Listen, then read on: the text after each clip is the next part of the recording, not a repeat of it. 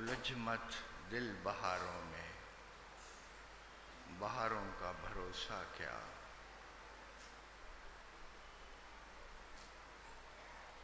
किनारे टूट जाते हैं, किनारों का भरोसा क्या।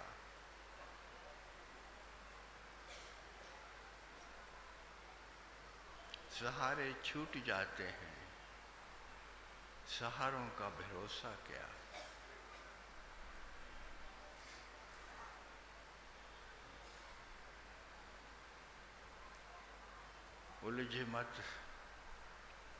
उलझ मत दिल बहारों में, बहारों का भरोसा क्या।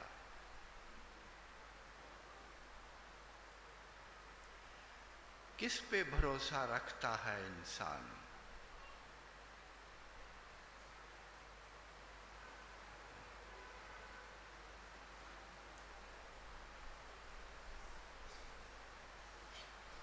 किस पे टिकाई है अपनी जिंदगी की इमारत।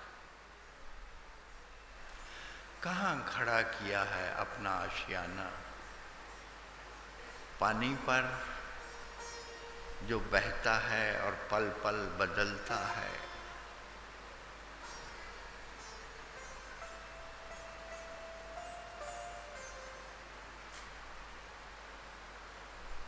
किस पे भरोसा रखा हुआ है तुमने। कितने जन्म हो गए और कितने लंबी यात्राओं से गुजर आए हो। कितने पति बनाए तुमने और कितनी पत्नियां बनाई और कितने बच्चे पैदा किए, कोई हिसाब नहीं। जो आज तुम्हारी माँ है वो कल तुम्हारी बेटी थी, परसों तुम्हारी बीवी थी। जो आज तुम्हारा बाप है वो पीछे तुम्हारा बेटा था। उससे पीछे जाओ तो वो तुम्हारा पति था, वो तुम्हारा दोस्त था। और पीछे जाओ तो वो तुम्हारा दुश्मन था। इस लंबी यात्रा में तुमने किस पे भरोसा रखा हुआ है। और बार बार सतगुरु ऐलान करता है कि ये सब भरोसे टूट जाते हैं, ये सब भरोसे चले जाते हैं, ये सब सहारे बह जाते हैं जल में। कुछ भी नहीं टिकता, कुछ भी नहीं टिकाऊ।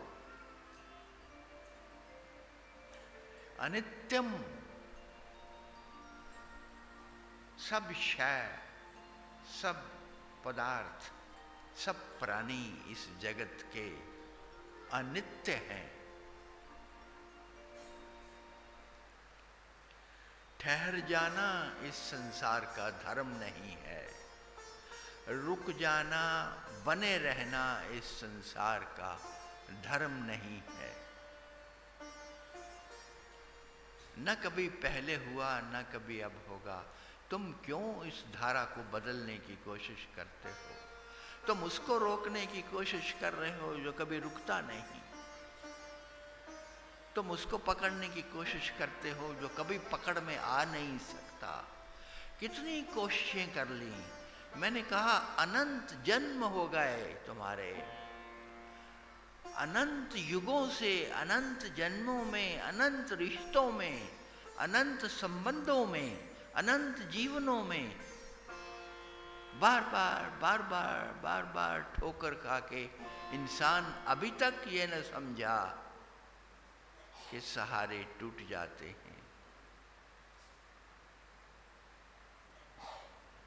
कि बहारें चली जाती हैं, नहीं टिकती।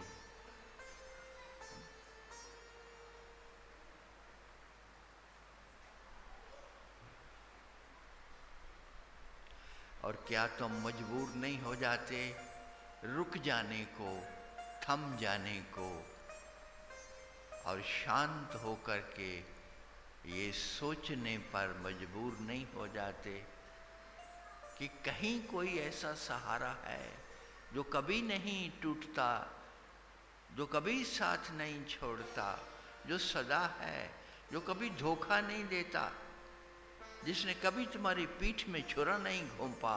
ऐसा भी कोई संबंध है? बार बार छुरे खा खा के बार बार घायल होकर के इंसान इतने लंबे समय के बाद भी ये न समझ पाया कि कहाँ है वो सहारा, कहाँ है वो ठिकाना जो सदा के लिए है, जो शाश्वत है, जो टिकाऊ है,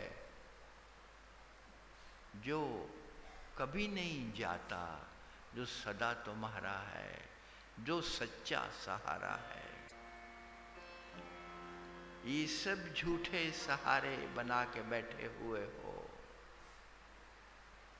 न दोस्त टिकता है, न दोस्ती टिकती है, न रिश्ता टिकता है, न कोई संबंध टिकाऊ है, कुछ भी नहीं। अगर कुछ टिकता भी है तो अंत तो गत्वा वो मौत छीन के ले जाती है तुमसे। क्या बचता है? क्या बचता है? एक बच्चा पैदा होता है, उसकी मुट्ठी बंद होती है, दोनों मुट्ठियां बंद होती हैं तुम्हें ये बताने के लिए कि वो भर कर के आया है, वो भरा हुआ है, भरपूर होके आया है, उसके भीतर सब है। और जब जाता है तो दोनों मुट्ठियां खुली होती हैं, सब लुटा के जाता है, सब छोड़ के जाता है, सब बर्बाद करके जाता है। फिर भी तुम नहीं समझते हो इस बात को कि सहारे सब छूट जाते हैं, किनारे सब टूट जाते हैं, बहारें सब विदा हो जाती हैं, खज़ां भी नहीं रहती, बहार भी नहीं रहती, पतझड़ भी चली जाती है, पत्ते भी चले जाते हैं, कायनात भी चली जाती है।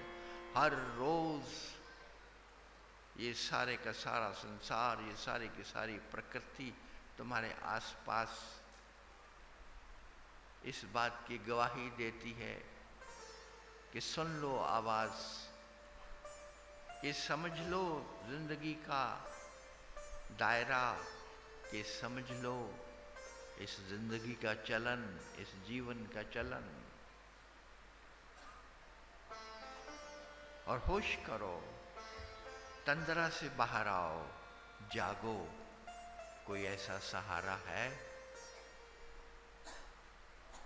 जिसको पकड़ोगे तो पकड़ा ही रहेगा, वो छूटेगा नहीं कभी भी। जिसको संभालोगे तो वो संभला ही रहेगा, जो सदा से है, जो सदा रहेगा। जब तुम नहीं थे तब भी वो था, और जब तुम चले जाओगे तब भी वो रहेगा। वो सनातन है, वो सदा है, वो नित्य है। और वही है और कुछ भी नहीं है। जागो, आंखें खोलो, निद्रा से बाहर आओ, तंद्रा से बाहर आओ, और जाग करके तुम्हें पता लगेगा कि वो सहारा एक ही है, वो मेरा मालिक, वो मालिकों का मालिक, वो मेरा खुदा, वो मेरा परमात्मा, वो मेरा साथियों का साथी जो सदा है। अरे तुम यहाँ आए इस संसार में तो तुम्हारे साथी चला आया, तुम जाओगे तो तुम्हारे साथ ही जाएगा, तुम लौट के आओगे तो तुम्हारे साथ ही लौट के आएगा। वो ऐसा सहारा है जो कभी नहीं छूटता, जो छूट सकता नहीं, जिसका होना शाश्वतता है, जिसका होना सनातन है, सदा है, नित्य है।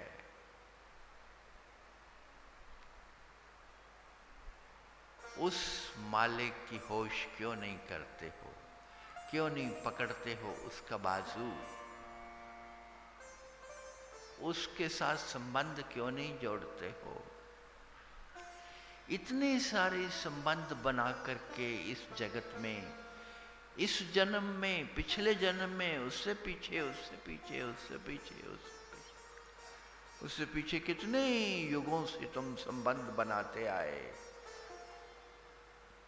कितने युगों से जोड़ते आए अपने आप को दूसरों के साथ। एक भी जोड़ काम का ना निकला, सब जोड़ टूट गए,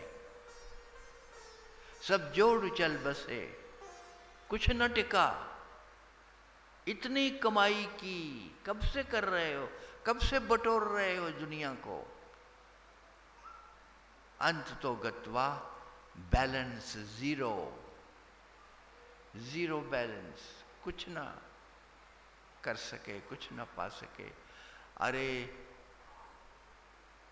जिसके साथ सब भरपूर मिलता है और मिला ही रहता है, तुम स्वयं मालिक बन जाते हो।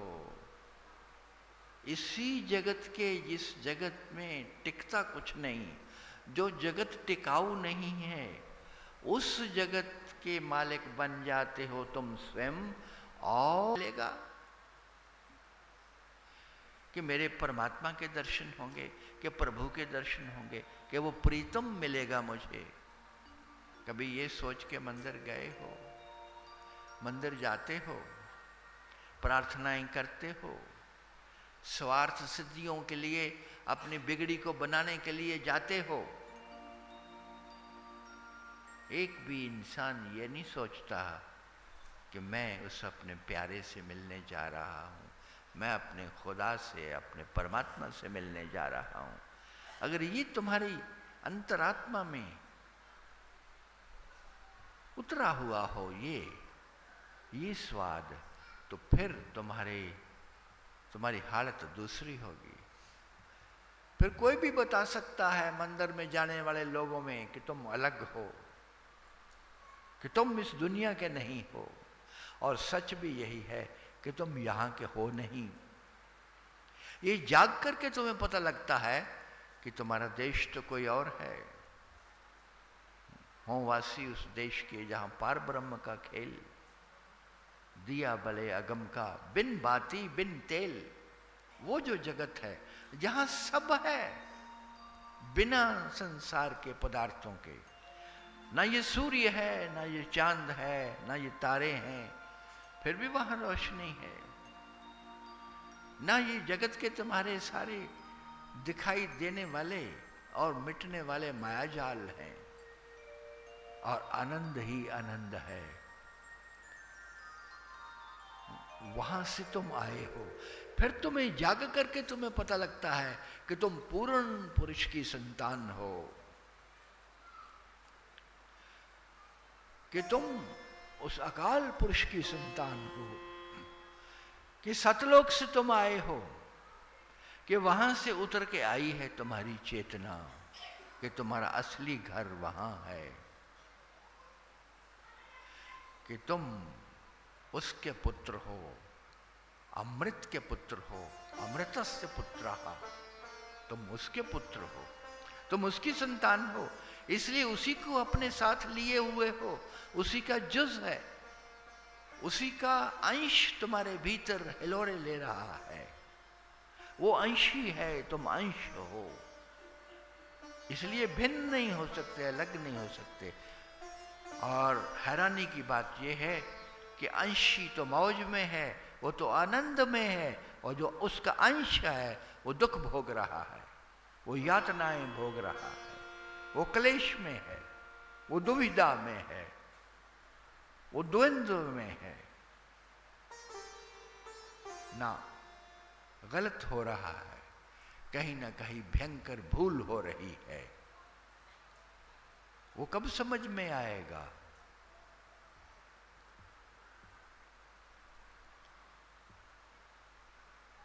मांगते हो मांगते हो। अगर अभी इसी समय भगवान तुम्हारे बीच में आके उतर आए तो तुम क्या करोगे? तो तुम मांगोगे ना उससे कुछ ना कुछ। तुमने देखा लोग तपश्चर्या करते हैं, बड़ी बड़ी लंबी लंबी यातनाएं उठाते हैं, भक्तियां करते हैं और ध्यान करते हैं, समाधियां लगाते हैं, और एक दिन परमात्मा प्रकट हो जाता है। तुमने ये सारी कहानियां सुनी हैं, तुमने ये सारे दृश्य देखे हैं कि वो आ गया, सामने आ गया, और आकर के वो क्या कहता है? मांगो, क्या चाहिए? मैं प्रसन्न हूं तुम्हारी तपस्या से, तुमने मुझे बहुत भजा है, तुमने मेरी बड़ी भक्ति की है, तुम मेरे सच्चे भक्त हो, मांगो क्या चाहिए। वो प्रकट हो जाता है परमात्मा। तुमने कई बार देखा, किस्से कहानियों में सुना कि परमात्मा आता है, जब तुम भक्ति करते हो उसकी तो वो प्रकट होता है, तो वो कहता है वर मांग लो, और तुम झट से वर मांग लेते हो, क्योंकि तुम तो तैयार ही बैठे हो, इसीलिए तो भक्ति कर रहे हो कि कब वो आए और कब तुम वर मांगो उससे।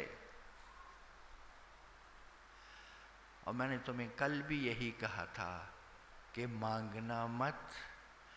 जिस भी प्रार्थना में मांग है वो प्रार्थना झूठी है, वो प्रार्थना स्वार्थी है, वो प्रार्थना भारी हो जाती है, वो प्रार्थना उड़ान नहीं भर सकती और वो उसके चरणों में चढ़ती नहीं है, वो नीचे ही बैठी रहती है, वो भारी हो जाती है, वो ये धरती ही उसको खींच लेती है अपनी ओर, वो सब व्यर्थ हो जाता है। उसमें मांग नहीं होनी चाहिए कोई भी, तब वो हल्की फुल्की रहती है। स्वार्थ नहीं होना चाहिए तुम्हारी प्रार्थना में। प्रार्थना क्या है? जो मैं फलसफा तुम्हें दे रहा हूं बिल्कुल अलग है। मैं कहता हूं मांगना बंद हो जाए तो तुम्हें मिलने लगेगा, तुम करके देख लेना।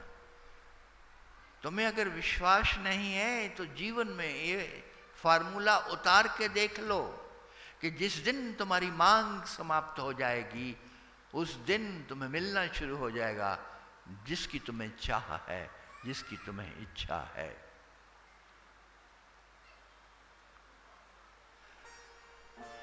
प्रार्थना अगर करनी ही है तुमने तो प्रार्थना होनी चाहिए उसका धन्यवाद, उस मालिक का धन्यवाद करो। उसने बहुत किया है तुम्हारे लिए, बहुत कर रहा है, बहुत दे रहा है, उसका शुक्रिया अदा करो, उसका धन्यवाद करो। बस यही सबसे बड़ी प्रार्थना है, यही सबसे बड़ी दुआ है, यही सबसे बड़ी अरदास है कि तुम उसका शुक्रिया अदा करो, तुम उसका धन्यवाद करो। लेकिन फिर भी अगर तुम नहीं रुकते हो, नहीं मानते हो कि मांग करनी ही करनी है, उससे कुछ मांगना ही है, तो सबका कल्याण मांगो, सबका सुख मांगो, प्राणी मात्र का इस जगत में सुख मांगो कि सब सुखी हों, सबको सन्मति दे भगवान, सबका सबविद हो कल्याण, सबको सुख शांति हो प्रदान। तो सबको सुख मांगो, सर्वे भवन्तु सुखिना। अगर मांगना ही है तो। और फिर भी नहीं तुम बाज आते मांगने से, तुम कहते हो नहीं नहीं इस मांग में तो वो तृप्ति नहीं है। अपने लिए ही अगर मांगना चाहते हो तो उस परमात्मा से परमात्मा ही मांगना, उससे उसी को मांग लेना। अगर मांगना ही है तुमने तुमको तुम्ही से मांगते हैं हम। बस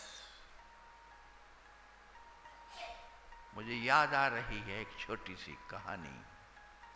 एक राजा जाता है बाहर मुल्कों में घूमने, सैर करने, अपनी रानियों से पूछता है मैं क्या लाऊं आपके लिए। सभी रानियां अपनी लिस्ट तैयार करती हैं, लंबी लंबी लिस्ट देती हैं, ये चाहिए ये चाहिए।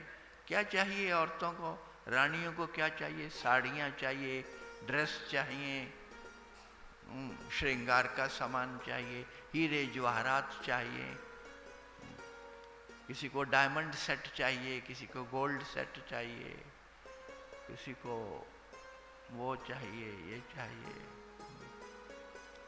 तो सबने अपना सामान लंबा लिस्ट बना करके राजा के हाथ में थमा दी। तो राजा ने देखा कि सभी रानियों का वो लिख करके आ गया है। ठीक है, उसने अपनी जेब में डाल लिया कि ये सब मैं लेके आऊंगा, लाना ही पड़ेगा, रानियां हैं, रानियां नाराज हो जाएंगी। और रानियों से पूछा गया है, लेकिन एक बात से वो हैरान हुआ कि एक रानी ने कुछ नहीं मांगा, कोई लिस्ट नहीं भेजी। छोटी रानी, सबसे छोटी थी वो, और उसके साथ प्यार भी था उसका बहुत। तो राजा उसके पास जाता, रानी के पास, कहता है मैं बाहर जा रहा हूं, सबने अपनी अपनी फरमाइश दी है, तुमने कोई फरमाइश नहीं की, तुमने कुछ नहीं मांगा, बता मुझे, अभी वक्त है, कुछ चाहिए तो मैं ले आऊंगा।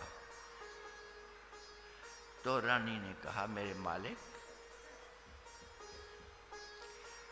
मेरे प्रभु, मुझे कुछ नहीं चाहिए सिवाय आपके, आप आ जाना, आप वापस आ जाओ सलामत, बस इतना ही चाहिए। वो जाता है राजा बाहर, सबकी चीजें, सबके सामान इकट्ठे करता है, सबको ला करके अपना अपना अपना सामान दे देता है, और स्वयं वो छोटी रानी के पास चला जाता है। परमात्मा को परमात्मा से ही मांगो। अगर मांगना ही है तुमने तो कहो कि प्रभु तुम ही मिल जाओ, तुम ही आ जाओ, मुझे कुछ नहीं चाहिए, बस। तड़प है, ये कौन कर सकता है? ये वही कर सकता है जिसको सच्चा प्रेम है परमात्मा से। इसीलिए हमने बार बार कहा है कि परमात्मा का अगर कोई दूसरा नाम तुम रखना चाहते हो तो वो है प्रेम। अगर तीसरा नाम रखना चाहते हो तो वो है आनंद। ज्ञानी अगर कोई नाम रखेगा उसका तो आनंद रखेगा, और भक्त कोई उसका नाम रखेगा तो प्रेम रखेगा। अगर तुम्हारा प्रेम है परमात्मा से, सच्चा प्रेम है, पदार्थ से नहीं है, संसार से नहीं है, उससे है, उस माल के कुल से अगर तुम्हारा प्रेम है, अगर पड़ गए तुम उसके इश्क में, अगर उसके इश्क में तुम पड़ गए तो तर गए। और अगर वो प्रेम होगा तो ही तुम उससे मांगोगे, परमात्मा से परमात्मा को ही मांगोगे, और मांगने की जगह नहीं मिलती है।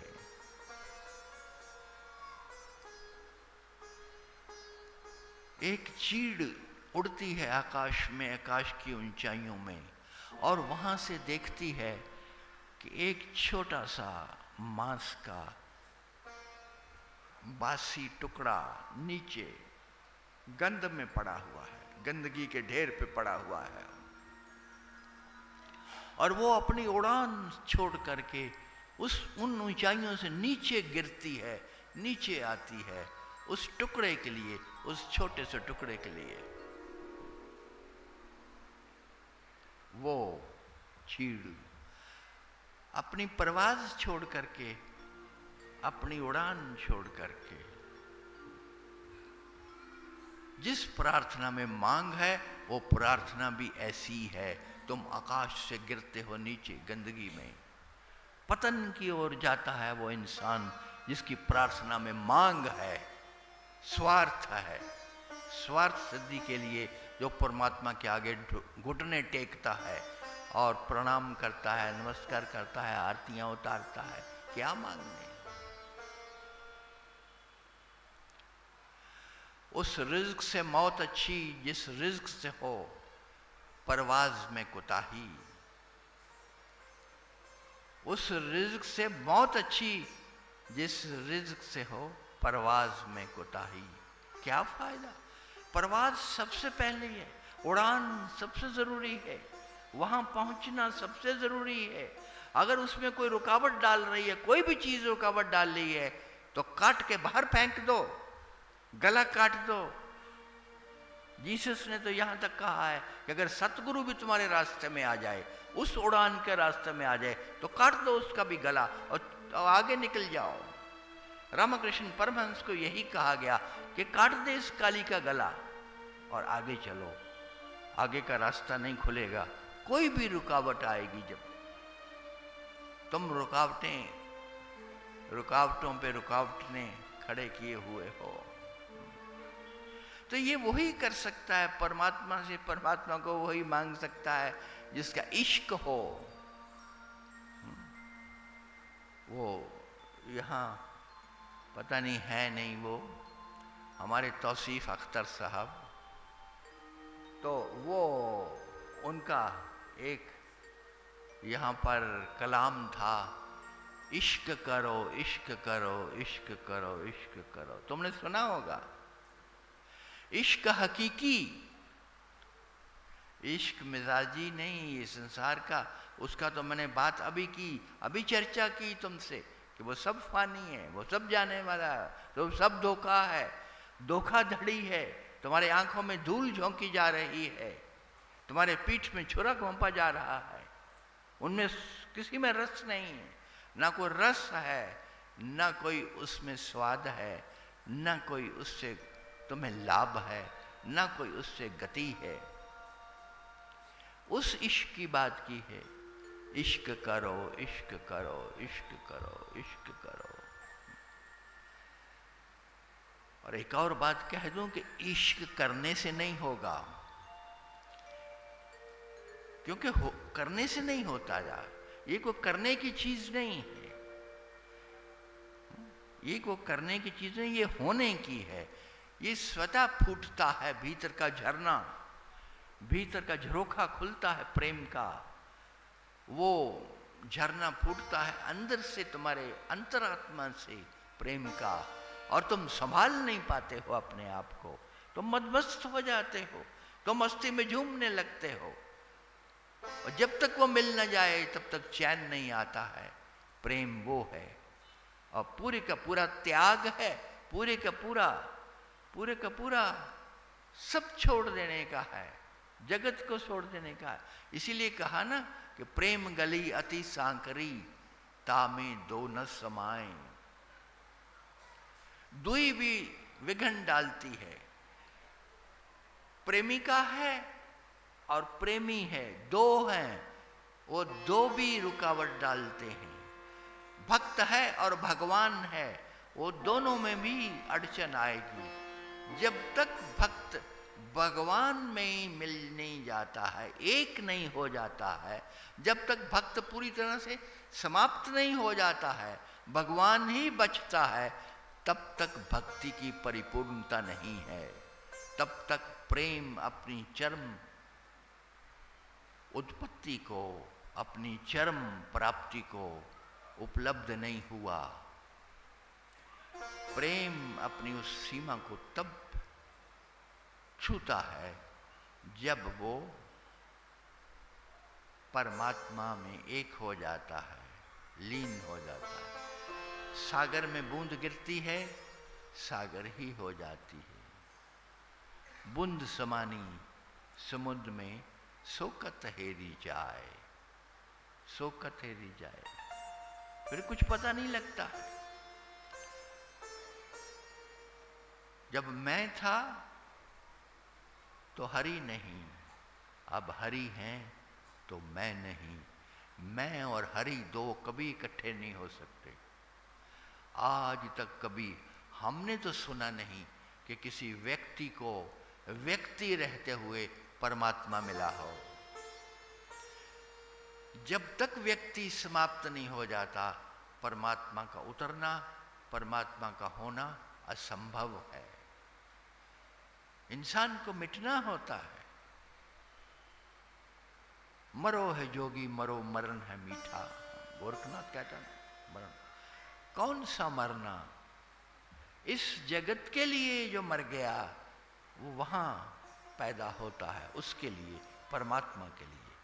मरने का अर्थ ये नहीं है कि तुम्हारा शरीर चला जाएगा, तुम जल जाओगे। मरता तो कभी भी नहीं कोई। याद रखना, कभी मौत नहीं आती है, ना 90 साल के बाद, ना 100 साल के बाद, ना 200 साल के बाद। मौत होती ही नहीं है। मौत तुम्हारा भ्रम है, मृत्यु तुम्हारा वहम है। सिर्फ रूप बदलता है, मरता कभी भी नहीं आदमी। ये हमने कितने साल पहले कहा था, और आज का विज्ञान, जो आधुनिक विज्ञान है, वो इस बात की पुष्टि करता है कि एक जर्रा भी इस धरती का नाशवान नहीं है। कुछ भी नाशवान नहीं है। पदार्थ तक भी कोई नाशवान नहीं है। न टूटता है, न मरता है, न क्षीण होता है, न मिटता है। कोई विधान ही नहीं है, कोई विधि ही नहीं है जिससे तुम इस पदार्थ को, संसार के किसी भी पदार्थ को नष्ट कर सको। ना प्राणी नष्ट हो सकता है, ना पदार्थ नष्ट हो सकता। जलाते रहो अपने मुर्दों को तुम शमशान भूमियों में, लेकिन न जला पाओगे, क्योंकि वो सदा हैं। परमात्मा का बनाया हुआ हो और वो सदा ना हो, ये कैसे हो सकता है? बस स्वरूप बदलता है, शक्ल बदलती है। वही मरा हुआ इंसान जिसको तुम जला देते हो या दफना देते हो धरती में, वो अपने जिन 5 तत्वों से आया था, उन्हीं 5 तत्वों में विलीन हो जाता है। कुछ धरती में चला जाता है, कुछ जल में चला जाता है, कुछ अग्नि में चला जाता है, कुछ वायु में चला जाता है, कुछ आकाश में लीन हो जाता है, और उन्हीं से फिर निकल करके इकट्ठा हो करके फिर जन्म ले लेता है। यही तो खेल है। कुछ भी नष्ट नहीं होता। किसके लिए रोते हो? कोई नहीं बिछड़ता, कोई नहीं जाता। यही हैं हम, यही एक दूसरे को कब से देख रहे हैं। कितने जन्मों से देखा है, कितने जन्मों से तुमने सुना है, और किसी ने तुम्हें सुनाया है, और कितने जन्मों से तुमने सुनाया है और दूसरों ने तुम्हें सुना है। यही संसार चक्र है, ये चलता है। इस चक्र को तुम समझ लो तो वही ज्ञान है, वही गुरु ज्ञान है, और उसको पा करके तुम इसके पार निकल जाओ, इसका अतिक्रमण कर जाओ। इसी को कहते हैं भव सागर से पार होना। भव सागर से पार होने का अर्थ है कि इस संसार के खेल को समझ करके इससे ऊपर उठ जाना। इस संसार के खेल को ठीक से समझ लेना। और मैंने कहा, जो ही तुम जाग जाते हो, ये समझ तुम्हारे में उतरने लगती है, तुम्हारी पकड़ में वो आने लगता है। तो अगर तुमने हसरत को रखी हुई है तो उसी के लिए गाया था ना तुम लोगों ने, यही हसरतें तलब हैं, यही आरजू है दिल में, न हटें मेरी निगाहें तेरे रुख से जिंदगी में, न हटें मेरी निगाहें तेरे रुख से जिंदगी में। यही सबक है। हसरतें, यही हसरतें तलब हैं, यही चाह है दिल में, यही चाह है। संसार की चाह काम ना आएगी, पदार्थों की, प्राणियों की चाह काम ना आएगी। हाथ मलते रह जाओगे, ये कभी काम नहीं आई। इतने एक्सपेरिमेंट किए हैं, इतने अनुभव किए हैं, करोड़ों करोड़ों अनंत अनंत जन्मों में ये सब भोगा है, देखा है, अभी तक भी नहीं पता लगा कि ये काम नहीं आते हैं।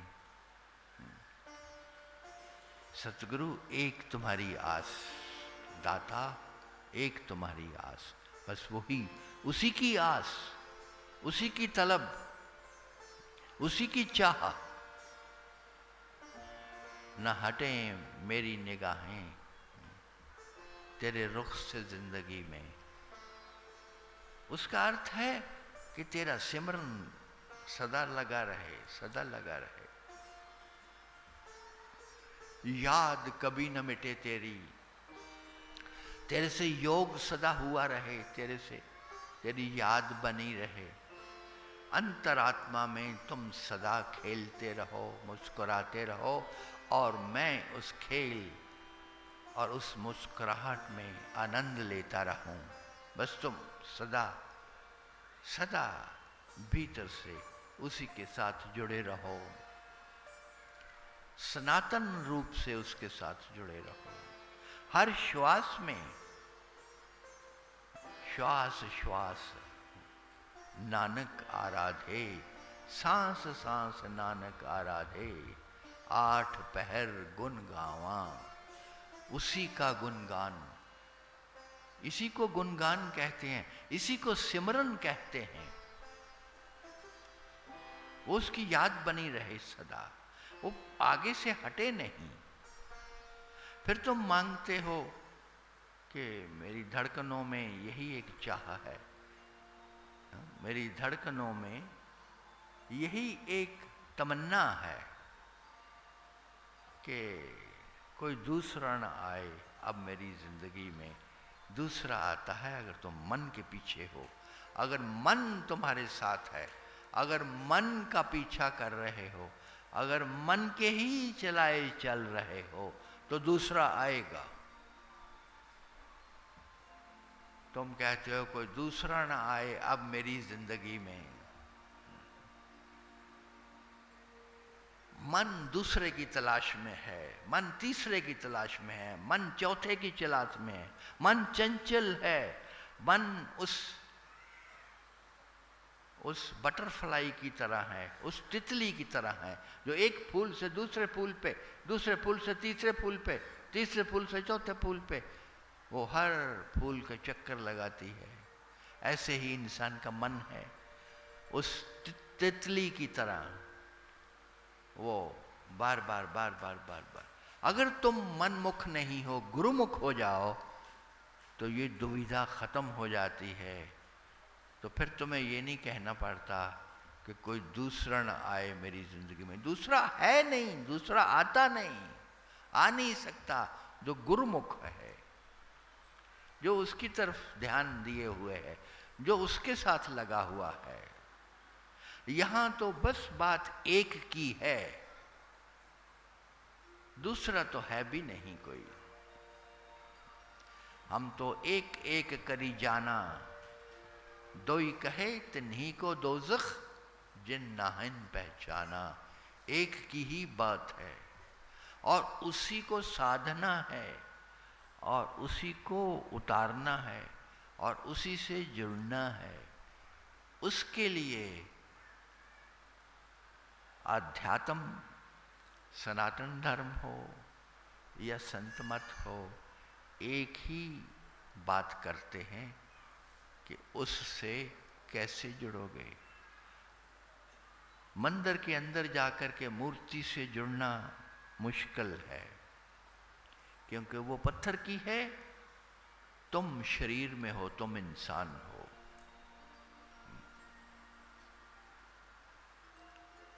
कैसे जुड़ोगे? शारीरिक जुड़ना भी नहीं है ये तो भीतर का जुड़ना है। तो कैसे जुड़ोगे? उस परमात्मा से तुम कैसे जुड़ोगे? यहां शिवलिंग है, तुम शिवलिंग से कैसे जुड़ोगे? तुम राम की मूर्ति से कैसे जुड़ोगे? तुम कृष्ण की मूर्ति से कैसे जुड़ोगे? शरीर से जुड़ना नहीं है, भीतर उतारो, उस रस को भीतर उतारो, उस अमृत को भीतर लो।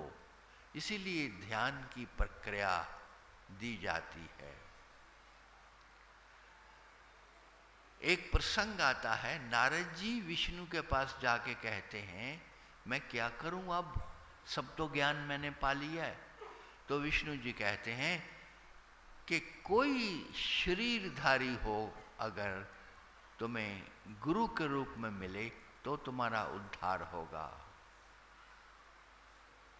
तुम जाओ, शरीरधारी को करो, गुरु करो। क्यों? क्योंकि तुम शरीरधारी हो, तुम देहधारी हो, तुम देह में हो।